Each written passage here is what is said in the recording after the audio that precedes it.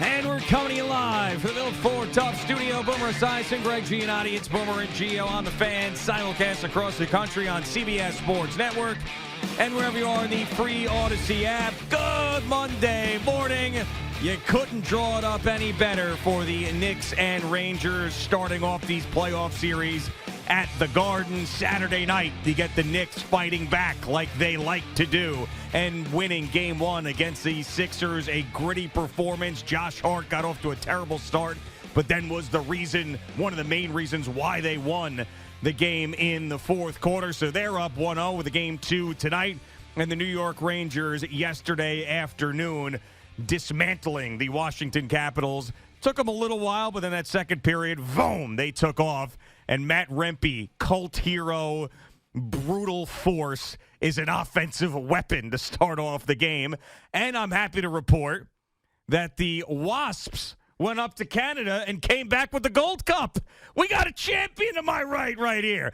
Is that a foreshadowing for what's to come in hockey in these parts? Good morning, Boomer. How are you? If there is God, yes, there will be a foreshadowing, yes.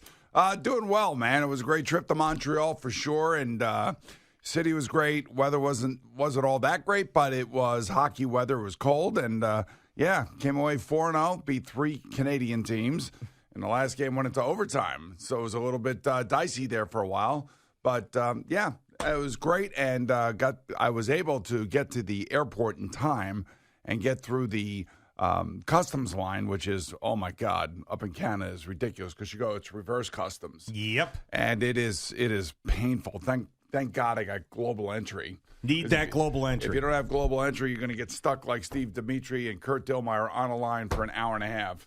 And, why on a Sunday afternoon when people are leaving and going back places, they only have 4 custom agents available is beyond me. But then again, that's another country, so I don't want to go to war with them right now. I've got enough wars going on. But yeah, it was a great weekend. I'll get into it a little bit later on. But able to sit, it was amazing. Get through and go right to a bar that has like an 80-foot television right in front of your face, and sat there, watched the whole game yesterday, and the Rangers played. It was great. They were fantastic. Did everything that they were supposed to do. They're faster than the Capitals. Capitals have problems on defense. Ovechkin doesn't really look like the same player right now, although Tom Wilson is still a pest. Sure. And the refereeing in this game was horrific. I mean, absolutely horrific. Kelly Sutherland is now the new Angel Hernandez, and that's not, from me. That was somebody who posted that on X. I forget who it was, and I thought it was so apropos because if you watched, and I know you didn't, if you watched the Bruins and the Maple Leafs the night before, it was a brutal game. I mean, guys were going after each other. And they let them play type of thing? Yeah, and the Maple Leafs were trying to impress the Bruins that they can meet their physicality because, all these teams have reputations, and everybody knows what the reputations are. And those referees let that game go and let that game be played out. This game, especially that first call on Matt Rempe, was total BS, and we all know it. Tone setter spot, maybe? Yeah, but the referee knows who he is because you can't miss him. Well, He's that's what I'm saying. Big. Yeah. Right. And, he did not hit the guy in the back. He hit the guy on the side. The puck was right there. There should have been no penalty called, but, that as it may, they won and they dominated the game and they looked great doing it. I thought that first period they were all over the Capitals, and then as the game wore on, you could just see the speed and the skill show up. And I think Ryan Lindgren's brother, who is the goalie for the Capitals, made some amazing saves, especially early on in this game. It could have been, but it's one game. That's it. It's one. And then you move on, and you just come back and play, get ready for the next time. Same thing for the Knicks. And one thing I want to ask you about the Knicks. Yes. Because I know you were all tuned into it, and we got to see it up in Montreal as well. The Knicks, we always talk about Tom Thibodeau and his rotation and this and that and, how he runs guys into the ground. And there were certain guys who didn't play well. We know Jalen Brunson didn't have his best game. Josh Hart didn't really turn it on until the second half. Dante DiVincenzo sat for the fourth quarter. And Deuce McBride basically took over. Instant energy, plays good defense, and he was the one guy that kind of kept them in the game, I felt. But what I don't understand, and maybe you can explain this to me, in the middle of the season, OG Anunoby goes down. Mm-hmm. Who is the guy that comes in and replaces OG Anunoby? Well, Hartenstein got a ton of minutes during that time, if that's what you're referring to. Well, no, not him. Precious Achiuwa. Right. And so I look at the box score when the game's over, and I'm like, why isn't Achiuwa playing? I don't know why he didn't play. This is my only criticism of what came out of Game 1, is that, you're here playing in these playoffs with the number 2 seed in the NBA Eastern Conference. The reason for that is because of a guy like Precious Achiuwa, who saved your ass when you needed it saved. And he played his ass off this year. And I for the life of me, unless he's hurt or something that I don't know about, you only played 8 guys if you are the Knicks.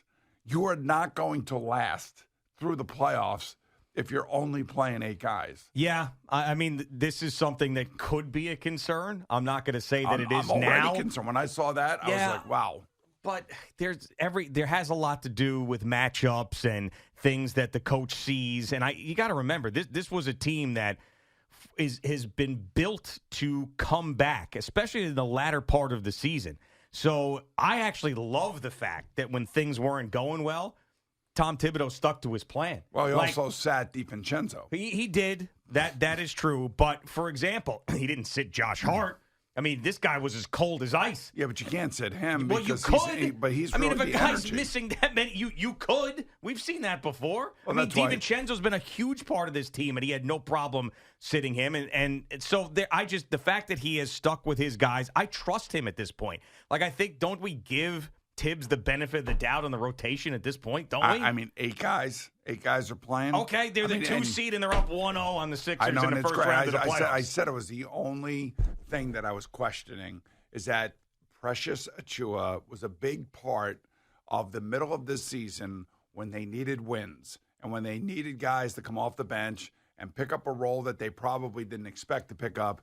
And, he deserves to be a part of this as much as Dante DiVincenzo does, as much as Josh Hart does, man, as much as those guys. I gotta check you here for a second. I gotta check you because your 2 reactions from the Knicks and the Rangers going up 1-0 is the officiating and Rangers Capitals sucked and Precious Achiuwa didn't get into the game. I was just wondering why. They're up 1-0. Both of them. They won the game. I know, but we always talk about the rotation. We'll see if it ends up hurting them down the road, and maybe we'll see more minutes from them tonight. But here's the other thing, too. Certain people deserve, playoff time. They do deserve it. And that I just, even if a guy gets a blow for like 5 minutes, give a guy a break. I mean, I know Josh Hart was out there busting his ass.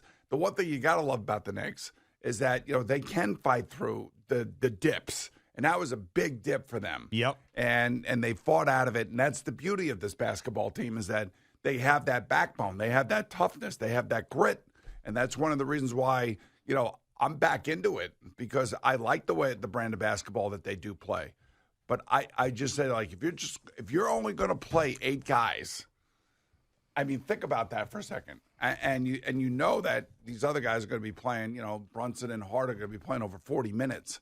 I don't know. That was my only criticism of the whole thing.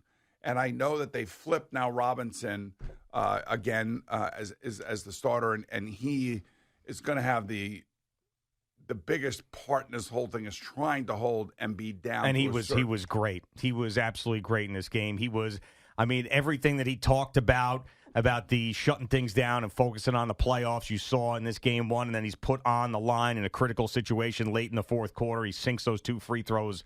This guy was awesome. But it's just that when he's out there, every time he does something physical, I'm holding my breath. Is he going to come down on his ankle a certain way? Is something going to happen to his shoulder? But these guys were great, and it can be someone different every single night. So Precious Achiuwa will get his opportunity. I hope so. But honestly, if they keep winning, I don't even care who it is. Doesn't matter. This wasn't a Jalen Brunson game in Game 1, and I fully expect him to have a Jalen Brunson game in Game 2. I would just say this about the whole Precious Achiuwa. It was just something that I noticed and was wondering what happened. So I don't know what's going on internally. I have no idea. All I'm saying is that everybody's got to have skin in the game.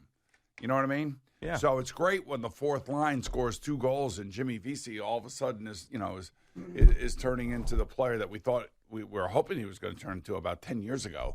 But that's great. That's skin in the game. That fourth line has skin in the game. I just want guys who are a big part of the overall success of the team during the year not to have to, check out and sit there and watch an entire basketball game when at one point he was the guy that was playing 38 to 40 minutes. Sure, but guys get healthy, guys come back. But you got different roles change. I trust the coach, man.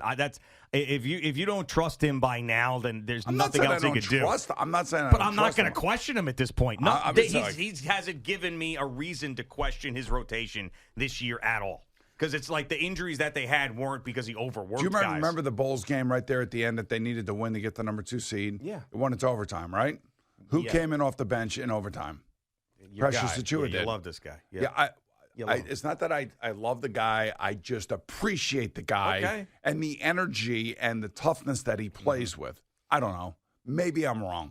No, you're not I very, wrong. very highly that I'm not. I'm very, very doubtful that I am. It's an odd foundational take this morning. I was really bothered by it the next day. I don't know why. So much so that you watched the Rangers win and he was still bothered by it. Yeah, but I mean, you have to talk about all of this. Yeah. And I felt bad, for my son-in-law and his team as you and all your Islander fan friends, I'm sure were frustrated by the lack of goal scoring, but especially when they outplayed them in that second period, for sure, we're not able to capitalize on it. That feels to me like just a really, really tall order for them. They lost in 6 to the Hurricanes last year. I mean, if they get to Game 6 this year, that would be impressive. The Carolina Hurricanes are the favorite to win the Stanley Cup now, so this is obviously no small feat. But come back to Long Island, come back to UBS, 1-1, and it all starts tonight. That is what the mentality needs to be. It's the Stanley Cup playoffs. You've seen 8 seeds knock off 1 seed. You've seen craziness happen. So just come back to UBS 1-1 and then see what happens from there. And I know that as I just say that, the Stanley Cup playoffs, anything can happen. And we saw last year the domination of the Rangers early on. The Rangers had over the Devils in that series last year that completely flipped. But I mean, this game, if it goes like this, we're not going to have to worry about Game 6 at White Eagle Hall. And I could say that. You can't say that. But that was a mismatch yesterday. That was a mismatch. Now, things can change. I understand. This is not a touch the money thing. As I'm not a Ranger fan, you're not saying it. I'm saying it. What I saw yesterday, we're not worrying about Game 6 at White Eagle Hall. You'll be wrapped up, bow on the series. Don't even need to worry about it. Thinking about the second round, which might be the Carolina Hurricanes. But that's just my take on this was light work yesterday for the Rangers. This was light work. This was light work. Yeah, okay. Light work. It was light work. Put on the skates. Just go out there, be half of who you can be, and we'll be able to beat them. You know what? This is like the exact opposite of the Knicks having to fight back in that game, and you only using 8 guys. Like, I don't even know. Did the Rangers break a sweat yesterday? Oh yeah, did they? You know what? You could tell they were breaking a sweat because they used their speed and their skill. And they also got physical against a very physical team. And, Tom Wilson's going to be right in the middle of it. They're going to send Ovechkin right into retirement. I'm telling you. No, they're not. He's going to be like, once they get swept in this series, I can't do this anymore. I can't keep up with these teams. It's over. Right. I'm 100 years old. That's actually how I felt this Friday over the weekend. It was over for you? Yeah, I kind of felt like, I'm 63 now, and I'm the oldest guy on the team, and I think I'm getting in the way, that kind of thing. And you kind of got to take stock in what you think and what's right, and what's wrong, and I still have to underwrite a few things, so that helps. Just a few things? Yeah, not a lot of things, just a few things. Just a few things? Back in the day, it was a lot more, but not anymore. So you're thinking about putting on the suit and standing behind the bench now? I might have to. I had to make some adjustments at the end of the game yesterday in order to win, yes. Did you put in Precious Achiuwa? I didn't. No, I put in Rob Capone. Rob Capone. I heard Capone had a great... finest, by the way. Yes, I know. I heard Capone had a really rough start, to his trip where he was screaming at a gate agent. But then ended up having the weekend of his life on the ice. Yeah, I mean, you have all these guys coming from different areas, and it's not that hard to get to the airport on time, be cordial, be professional, and get on the plane. Yeah.